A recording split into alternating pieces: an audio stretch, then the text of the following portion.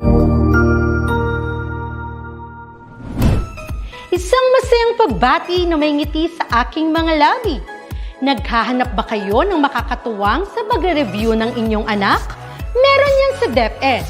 Ang ETUlay online tutorial ay libre at handog ng ating kagawaran sa pangunguna ng OUA ICTS EdTech. Ito ay isang proyektong makatutulong sa mga mag-aaral, katuwang ang mga magulang o kasama sa kani-kanilang tahanan para masagutan at maunawaan ang mga modules. Hangad din ng programang ETUlay ang matulungan ang ating mga guro sa kanilang mga blended learning classes. Ang ating ETUlay ay mula kinder hanggang senior high school. Bukod sa academics, meron din tayong mga special programs gaya ng All is Wellness, Reading and Math Remediation, Storytelling, Mommy TECHTALKS, Classes sa Gramatika, Speech Class, Financial Literacy, at marami pang iba. Pinalawig din ng ETUlay ang ating Alive program para sa mga mag-aaral mula grade 1 hanggang grade 3. Gayun din ay mayroon tayong ALS program at SPED tutorials na makasisigurong makakamit ng lahat ang inclusive education. May SPED hotline na rin para sa inyong mga katanungan patungkol sa special education. Kaya, subaybayan mula Lunes hanggang Biyernes, mula 9:00 ng umaga hanggang 7:00 ng gabi ang ating ETUlay. Sa ating pagtutulungan, maiaangat natin ang bawat isa. Ating itutulay ang pagkatuto upang di mapigil ang pag-aaral ng kabataang Pilipino. Itulay natin ito, sulong edukalidad.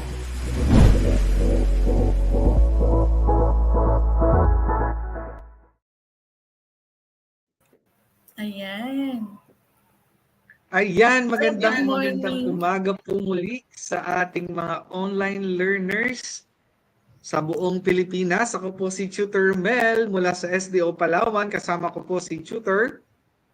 At ako naman po si Tutor Mayan from the SDO Quezon City. Ayan, good morning po sa inyong lahat, mga tuties. Ayan, magandang umaga po sa inyong lahat. Ayan po. So, ngayon po ay kami nandito na naman. Tayo ngayon ay nasa ating 4th quarter na, Tutor Mayan. Di ba? Napakabilis lang ng panahon. Nakaraan ay tayo na sa 1st quarter ngayon. 4th quarter na week 1 sa ating subject na Applied Economics. Yan, mga senior high school students under ABM track. Patuloy po tayong makinig at matuto dito sa ating DepEd ETUlay online tutorial platform. Ayan. Ayan, so ano ba yung ating magiging topic sa umaga nito, Tutor Muel? Of course, dito sa ating online tutorial platform, sa topic natin na environmental analysis. At tayo ay merong objectives. Ano ang mga ito, Tutor Mayan? Okay, so muna pasalamatan muna natin ng SEO Pasig City sa ating ginamit na reference module sa ating topic sa umagang ito. Ayan, ano po yung ating objective sa umagang ito, Tutor Muel? Number 1, maraming salamat SDO Pasig. At yan, maraming salamat din po sa lahat ng ating patuloy na nakasubaybay ng mga tuties and online learners. Ito ang ating objectives ngayong umaga. Number 1, discuss business environment. Number 2, enumerate other factors to consider in identifying business opportunities. And number 3, applying business analysis in identifying business opportunities. Ayan, patuloy po tayo, Tutor Mayan. Ayan, at bago po tayo magsimula, mga tuties, magkaroon muna tayo ng pre-test. Ano ba yung ating kaalaman, our prior knowledge about the lesson that we're going to discuss today? So read each statement carefully and choose the letter of the best or the correct answer. Ayan. So simulan natin, number 1. Ayan. Alam ko, excited na sila. Ano ba yung ating pre-test sa umagang ito, Tutor Romuel? Ayan, number 1. It is a process of identifying the internal and external elements that affect the organization's performance. Ano kaya ito? A, business analysis. B, business environment. Letter C, environmental analysis. Or letter D, environmental scanning. Process daw to identify internal and external. Ano kaya ang inyong sagot? Sige nga, online learners and tuties, pwede nyo i-comment sa ating comment section ang inyong mga sagot para malaman namin kung kayo ay tama. Okay, ito po ay pretest just to check your knowledge about this topic. Okay, kung ang inyong sagot ay letter D, kayo ay tama. Environmental scanning. How about number 2? Ayan, for number 2. It includes all internal and external factors that affect the performance of the company. Ano kaya ito, no? 1, environmental analysis. B, environmental scanning. C, business analysis. And letter D, business environment. Sagot na mga cuties, no? Ano ba yung ating prior analysis? If I remember, nung kayo ay nasa junior high school, medyo na-discuss niyo itong mga business analysis, no? Medyo sa gitna lang, ano? So ano kaya ito? Ito kaya ay analysis? Ito kaya ay scanning? Ito kaya business analysis or the environment? Yan. Kung ang sagot ninyo ay letter D, kayo ay tama mga cuties. Okay. Ano naman kaya ang ating pretest number 3, Tutor Romuel? Ayan. No, sagot po ni Joseph po sa ating YouTube, na sa YouTube channel natin, nanonood siya. No, letter D daw ang kanyang sagot sa number 1 at letter D din ang kanyang sagot sa number 2. Number 3, these factors are controllable by the management. A, macro environment. B, letter B, macro environment. Letter C, internal environment. Or letter D, external environment. Controllable, ibig sabihin, nakokontrol ng management ng business. Ano kaya ang sagot natin dito, mga online learners and tuties? Ayan, kung ang sagot ninyo ay letter C, internal environment, kayo ay tama. Ang husay ng ating mga online learners and tuties. Tutor Mayan. Okay, number 4 na po tayo, Tutor Romuel. Ayan. Ito naman yung mga factors that are beyond the control of the management. However, have a great impact on the performance, decision-making, and strategy of the business. No, ito naman yung hindi nakokontrol ng management. A, external environment.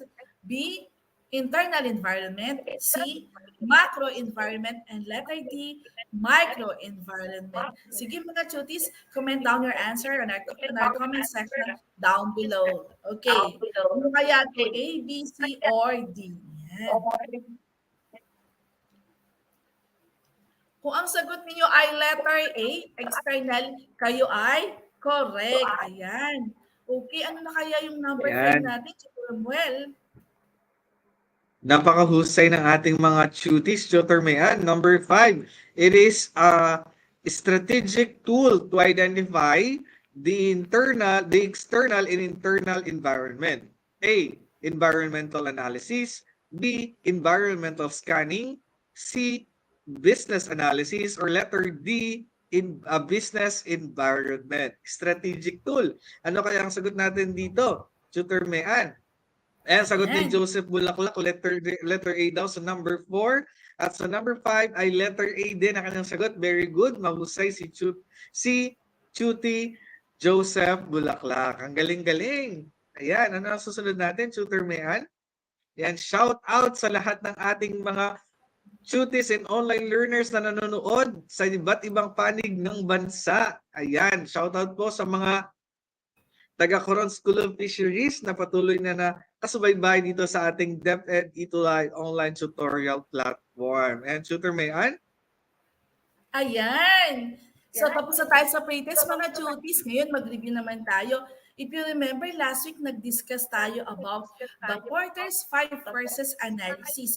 This is an industrial analysis, no? So medyo magkaroon tayo ng konting review, no? And for each independent statement, identify what forces best describes. Okay, simulan natin. Number 1, Tutor Noel. Ayan, this force examines how easy or difficult it is for the competition to join the marketplace in the industry being examined. A, threat or substitute products or services. B, threat of new entrants. Letter D, C, bargaining power of suppliers. Ano kaya ang sagot natin dito sa ating review number 1 that we discussed last business Friday? Ano kaya? Yan. Yes, letter B ang ating sagot. Threat of new entrants. Ano kaya number 2, Tutor Mayan? Ayan, Tutor Romel, number 2 review tayo mga cuties. This first looks at the power of the consumer to affect pricing and quality, no? Ano naman kaya itong puwersa na to, no? Na i-analyze natin. It is more on considering the power of the consumer. A, threat of substitute products or services. B, bargaining power of buyers. And letter C, bargaining power of suppliers. Ayan, ang dali ano? So, look at the power of the consumer. Ayan. So, kung ang sagot niyo ay letter B, kayo ay correct. Ayan. So, napitin na tayo, Tutor Romuel. Yan. Yan ang husay ni Joseph. Letter B daw kanyang sagot sa number 2. Next naman, number 3. This force studies how easy it is for consumers to switch from a business's products or services to that of a competitor. Ayan, letter A, threat of substitute products or service. B, threat of new entrants. Letter C, competitive rivalry. Ano kaya ang sagot natin dito sa ating number 3 review? Ayan, good morning po sa lahat ng mga online learners, kay Erwin Lorenzo. Good morning kay Rosemary Ocampo. Kung ang sagot niyo ay letter A, kayo ay tama. Ang husay ng ating mga cuties. Number 4 na tayo, Tutor Mayan. Okay, thank you, Tutor Romuel. Okay, mga cuties, number 4, no? So this first analyzes how much power a business suppliers has. So ito naman, no, i-analyze naman natin yung kapangyarihan ng mga suppliers or producers. Is it A, threat of substitute products or services? B, bargaining power of buyers? And letter C, the bargaining power of suppliers. Ayan, ano kaya ito sa quarters 5 forces, no? A, B, or C. Yan. So mga cuties, ko ang sagot ninyo ay letter C, kayo ay First C daw, Tutor Mayan. Ayan. Sabi ni Erwin Lorenzo, letter C, napakahusay. Okay, so number 5 na tayo, Tutor Romuel. Yan, number 5 na tayo, no? This force examines how intense the competition currently in the market. Wow, intense talaga, no? A, threat of substitute product or services. B, threat of new entrants. Or letter C, competitive rivalry. Ayan, sabi po ni Rosemary Ocampo, letter C daw. Check na natin kung anong tamang sagot natin dyan, Tutor Mayan. Very good, Rosemary. Ang ating sagot ay letter C, competitive rivalries. Ayan, thank you mga cuties. Ang gagaling ng ating mga cuties, di ba, Tutor Romuel? Ayan, talagang malamang, talagang nanood at nakinig sila last Friday. Ayan. So, dumako na po tayo, no? Ano yung ating topic sa umagang ito? Tutor Romuel, ayan. Tutor Romuel, ayan. No, ano po ba yung ating topic sa umagang ito? O, basahin ko yung introduction, no? In the previous sections, we have analyzed how profitability is being shaped, no? By competitions for market power among rival firms. But there are other impacts of factors and forces that may indirectly affect the operations and profitability of the business enterprises, and we must consider and analyze using environmental scanning. So last week na pag-aralan natin yung industrial analysis or industrial analysis now. Pag-aaralan naman natin ang tinatawag na environmental scanning. Ano kaya ito, Tutor Romel, para magka-idea yung ating mga cuties? What is environmental scanning all about? Yan. Yan, thank you, Tutor Mayan. No? Muli, online learners and online cuties, you may share our live for today para nyo rin mga classmates ay makapanood at sila rin ay matuto dito sa subject na applied economics. So ano nga po ba itong environmental scanning na to?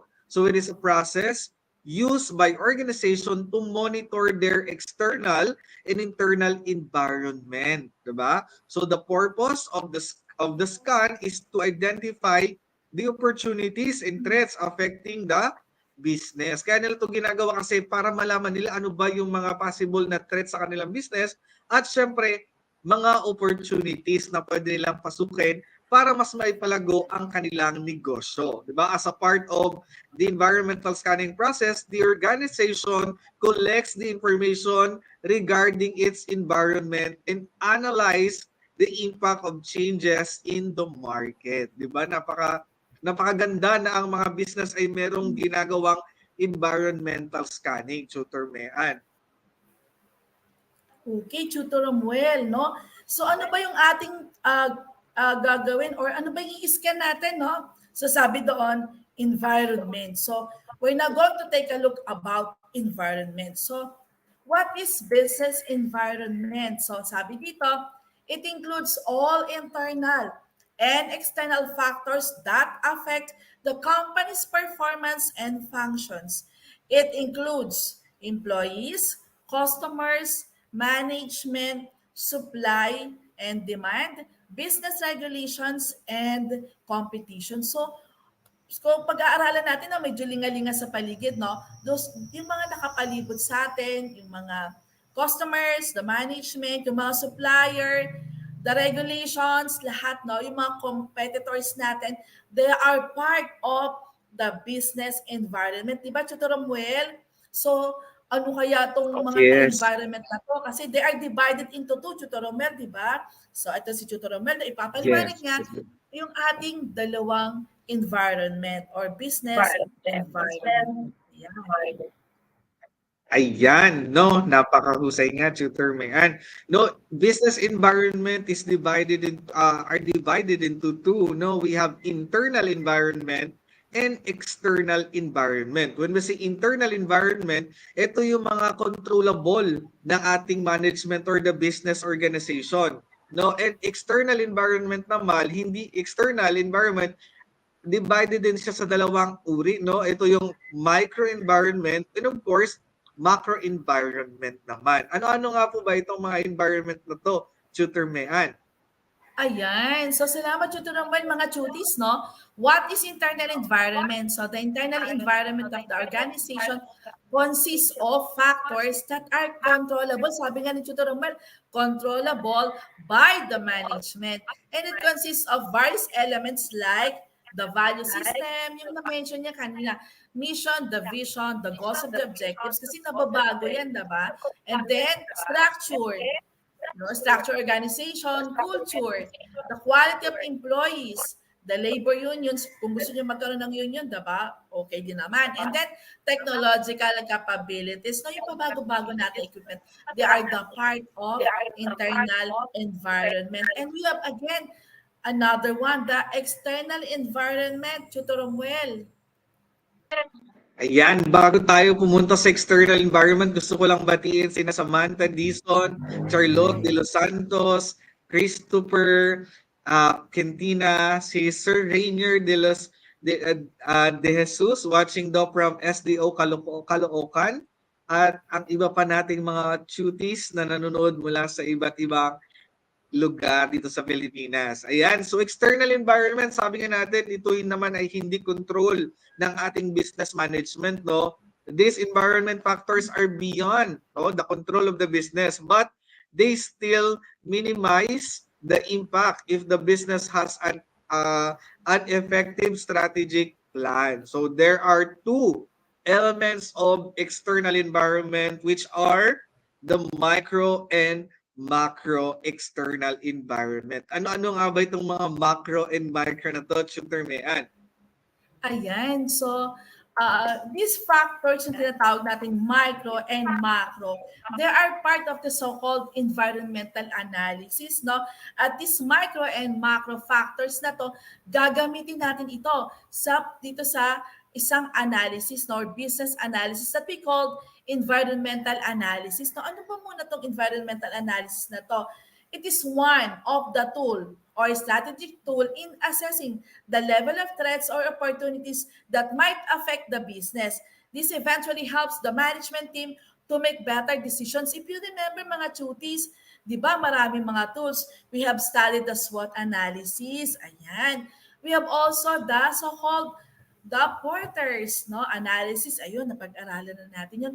And now, this is the new one, the environmental analysis. And it will cover the two factors. We have the so-called the macro and the micro environment factors. Ayan, Tutor Romel. So, ipaliwanag natin sa ating mga duties, ano ba itong gagawing basihan ng environmental analysis? That is the so-called the micro environment factors, Tutor Romel. Ayan. Salamat, Tutor Mehan, para sa microenvironment factors naman. Ito yung mga suppliers natin, customers, resellers, at saka yung ating mga competition. Di ba? Murang delivery. So ito sila, nakaka-apekto sila in a small way. While macro, it's a big aspect of the business environment. While micro naman is yung maliit lang, no, sa ating business factor environment natin. Tutor Mehan? Ayan, no? So, medyo linawin lang natin supplier. mga covered ng microenvironment factors natin, Tutor Romel, para sa ating mga duties sa umagang ito. Number 1, binrake down natin to sa suppliers. Sino ba itong suppliers? They are the one who control the success of the business when they hold power. The supplier holds the power when they're the only or the largest supplier of the goods in the market. So considering, no, kapag i-apply daw po natin environmental analysis, we have to consider one.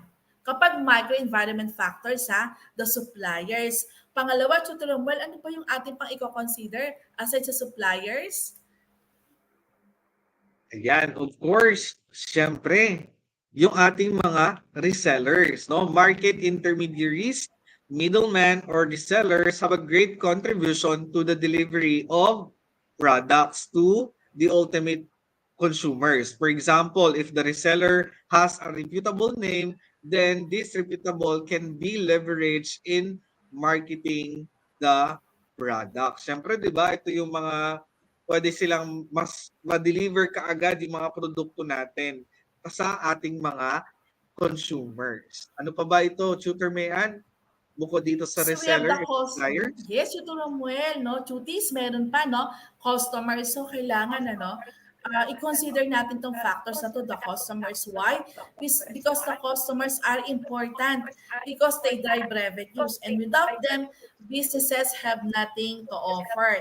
So customers define as an individual or business that purchase goods or services. Ayan, so we have the suppliers, the resellers, we have the customer, and Tutor Romuel, the last one is Ayan. Of course, meron din tayong competition. Those who sell the same or similar product and services as your organization is called competitors. Ito yung mga kakompetensya natin, di ba? The presence of one or more competitors can reduce the price of goods and services. Di ba? Sa supply and demand, kapag maraming nagsusupply, ano nangyayari sa presyo?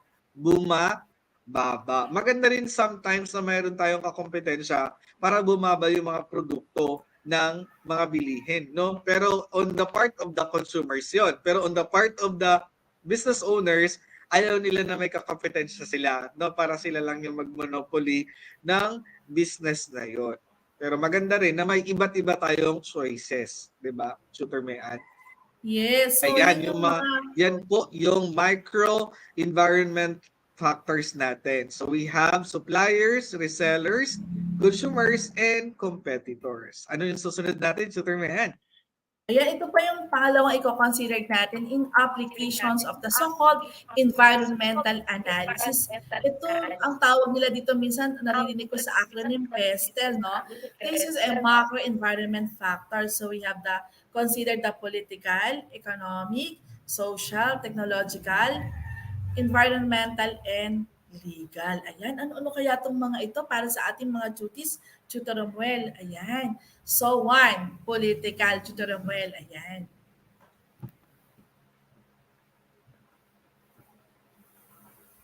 Ayan, meron tayong political, no? So yan, these are about how and to what degree a government intervenes in the economy. So this includes government policies, political stability or instability in overseas market, foreign trade policies, tax policy, labor law, environmental law, and trade restriction, which these political aspects can really affect, no, our business. Kaya dapat we are well informed with the different political or policies that the government will impose.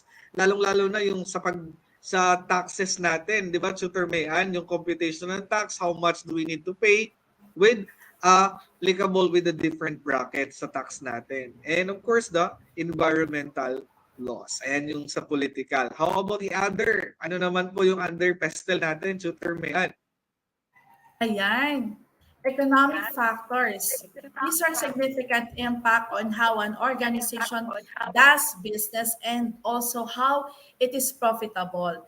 These factors include economic growth, interest rates, exchange rates, inflation, disposable income of consumers and businesses. So we have to consider this economic factor in doing the so-called environmental analysis. Kasi example, you identify business opportunities. Kaya tingnan natin ano ba ngayon ang status ng ating ekonomiya, no? Magkano ba ang kinikita ng mga tao sa ating lugar? Baka naman nagbenta tayo ng branded tapos medyo minimum lang pala yung ating yung mga customers natin. So we have to consider this economic as part of the micro environment factors. Ayan. Pangatlo, Tutor Romuel.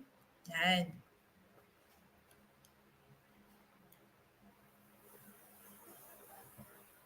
Of course, the social, it includes the shared belief and attitudes of the population. These factors are population growth, age distribution, health consciousness, career, attitudes, and so on. Dito po papasok yung mga perception and preferred ng ating mga consumers pagdating sa ating products. Diba, Tutor Mayan? Opo, Ayan, Tutor susunod naman Romuel. Ayan natin. mga tutis. Okay. Hello mga tutis. Ayan na. So nakakailan na ba tayo, no? So another factors, economic, no? These factors have become important due to the increasing scarcity of raw materials, pollution targets, ending business and ethical and sustainable companies. So we consider this, no?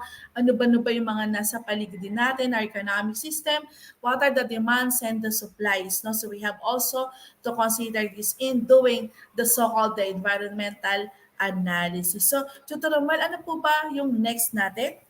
Ayan. And of course, is legal, no? Includes health and safety, equal opportunities, advertising standards, consumer rights and laws, product labeling, and product safety. It is clear that companies need to know what is and what is not legal in order to trade successfully. Yan, may mga batas po tayo na kailangang sabayan o i-follow ng ating mga business owners para hindi po sila mapasara, lalong-lalo na sa advertisement, dapat proper advertisement yung kanilang ibibigay sa ating mga consumers. Diba? Ayan, shoutout po, Tutor Mayan, sa ating mga manonood mula kay Ma'am Trens Guarin, kay Angelica Marantal. Good morning po sa inyong lahat at good morning po watching from Tandaay High School, Lenly Laresma. Ayan. Ano susunod natin, Tutor Mayan? Ayan. So, next is, ayan. Tapos na pala tayo sa PESTEL, Tutor Romel, no? Ito pa, we have the other factors in identifying business opportunities, no? We have studied the so-called industry analysis, now environmental analysis. Now, ano-ano pa ba yung mga tools na ginagamit in identifying business opportunities? So, let us break down into 7. So, 1 is the study demand and supply gap. This is one factors that we have to consider. Ano ba naman, ano pa itong tinatawag na study demand and supply gap, no? So find out how the present demand for certain products or services in the community is being met. For example, nakita nyo nag-boom yung construction business. So tingnan niyo yung mga nagtitinda sa inyo ng mga construction materials, ano kaya yung wala sa kanila, no? So ang dami-dami kasing mga products ng or materials ng construction. So in studying the demand and supply gap, so doon magkakaroon ka na idea, no, ano kaya yung business yung itatayo ko or i-manage ko or sisimulan ko. So number 1, study demand and supply gap. Number 2 po tayo, Tutor Romel. Ayan, no other factors in identifying business opportunities is study import-export movement. So study imports possibly given the resources. You can reproduce this the same high quality as a lower cost. Example, quality produced meat like longganisa as local substitute for imported meat. Ayan, di ba? Aralin natin yung import, yung ating kinukuha ng mga produkto sa ibang lugar. Kung kaya naman nating i-produce, why not na tayo na ang mag-produce dahil pwede pang mas mababa yung produkto na mabebenta natin dahil hindi tayo nagbayad ng transportation cost. Di ba, Tutor Mayan? Ayan. Ano yung Yes, Tutor susunod Romel. nating other opportunities, Tutor Mayan? Is capitalize on available resources. So, halimbawa, tingin sa paligid, may raw materials, may mga skills naman, industry information.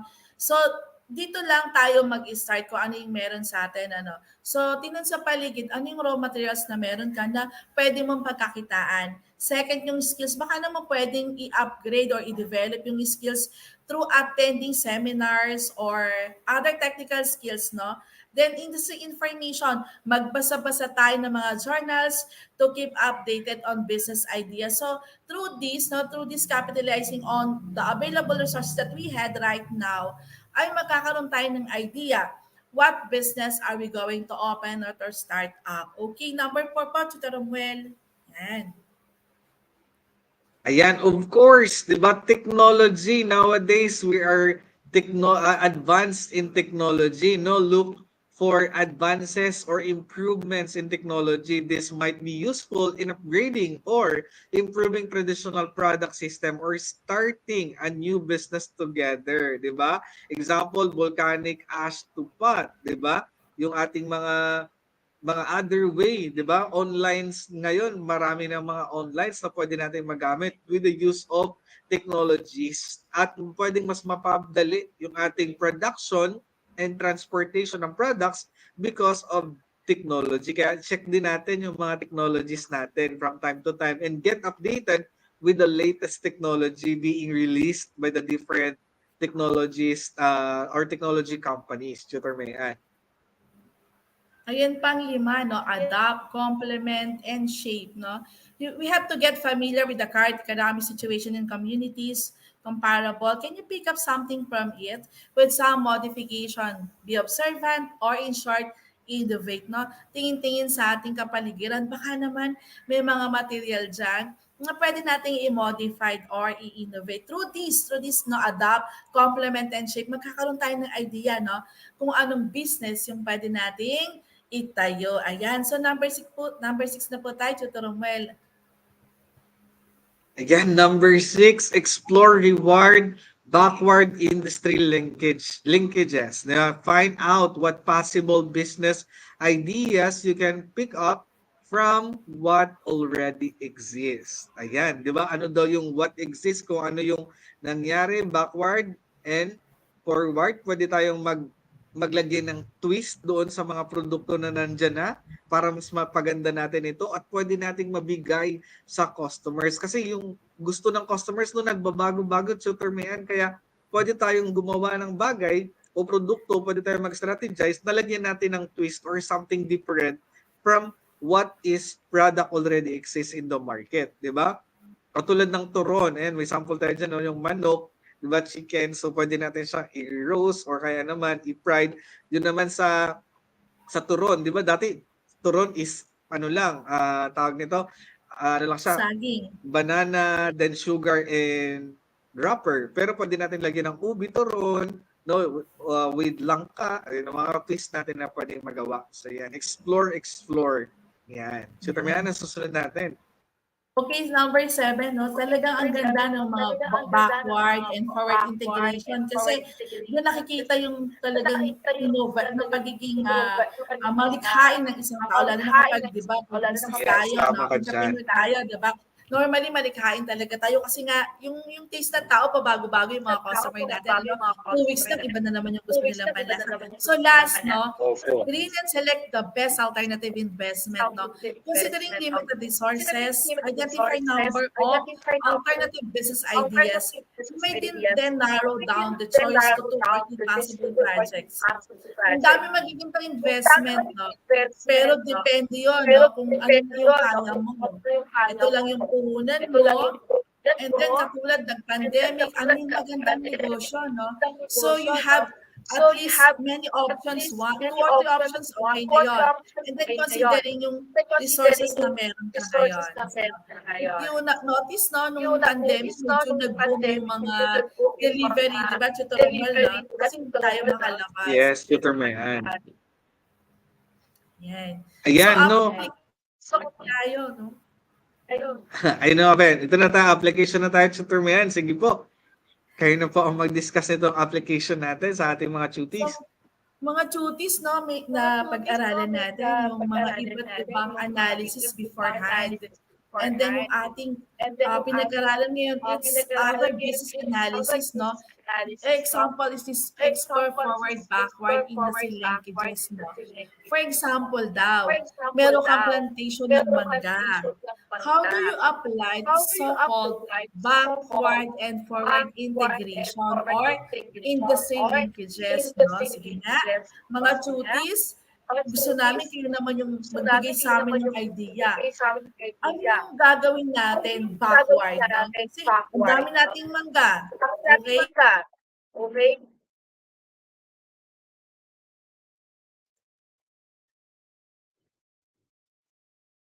Ayan. Nawala.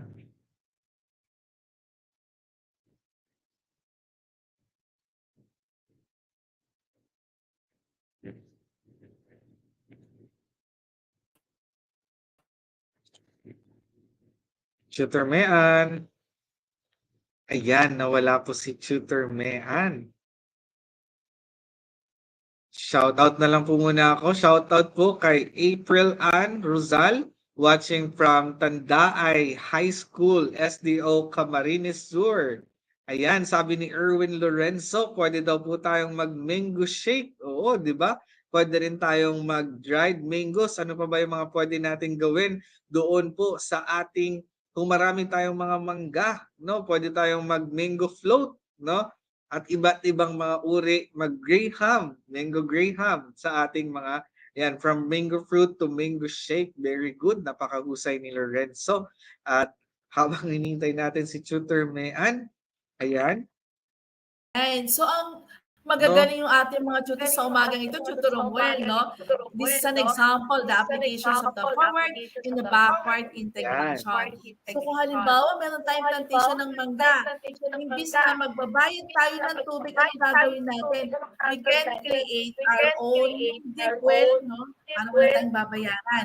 And then, tama yung mga sagot niyo, no? Forward integration from mangga, gagawa tayo ng mga mango tips. Ayan, ang gagaling na ating mga tuties, Tutor Romel at Tutuan. Nila Tutor Mean, pwede rin daw po tayong gumawa ng mango shake. Ayan, no? Ayan, magagaling na mga medyo bata. Unstable po ang internet connectivity ni Tutor Mean. Muli maraming, ayan. So, pumunta na tayo sa ating post-test, Tutor Mean. Nandyan ka na po muli.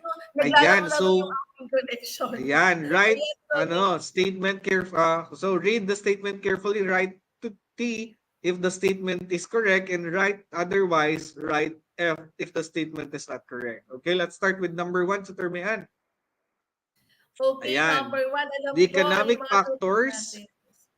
include economic growth, interest rate, exchange rate, inflation, disposable income of consumers and business. Ano kayang sagot natin dito? Economic factor daw. If your answer is letter T, kayo ay tama. True. Very good. Ang sagot nila Lorenzo ay true daw. T. Ang sagot nila April ay T. Next, tutor man, number 2. Ayun, number 2, ang gagaling talaga natin mga tutis sa umagang ito. So, the presence of one or more competitors can reduce the prices of goods and services as the companies attempt to gain a larger market share. Is it true or false? Yung pag dumadami yung mga competitors, bumababa daw yung presyo ng mga bilihin o serbisyo. True or false? Ayan.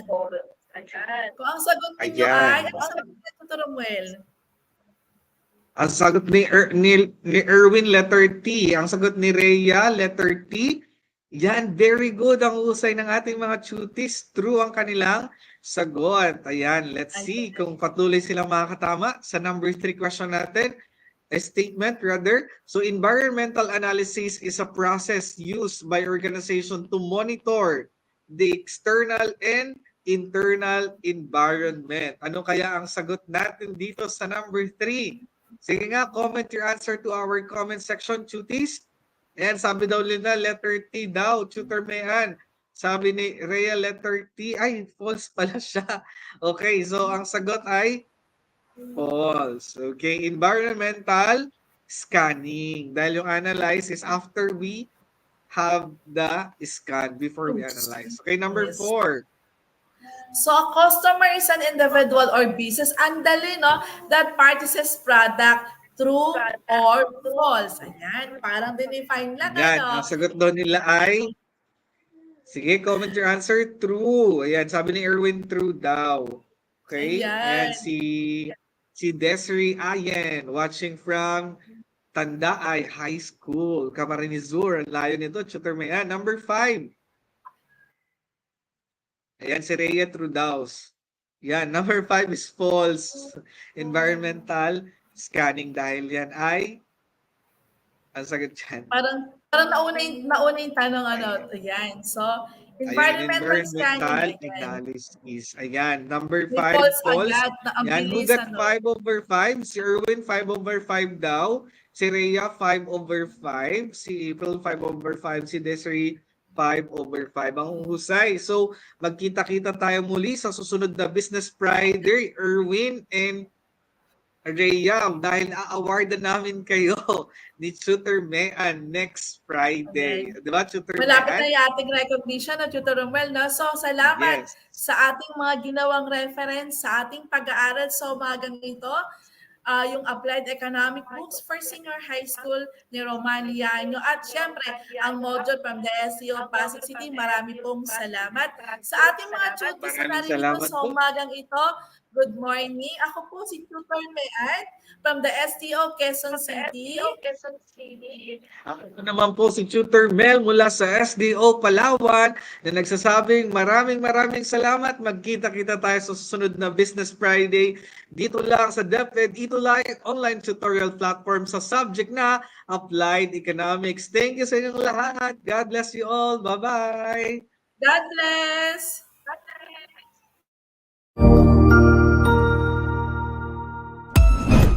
Ang husay naman! Natapos mo ang iyong tutorial session kasama ang iyong mahusay na ETUlay tutor. May bago ka bang natutuhan?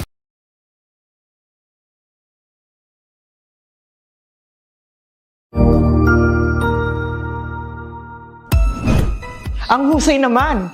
Natapos mo ang iyong tutorial session kasama ang iyong mahusay na ETUlay tutor.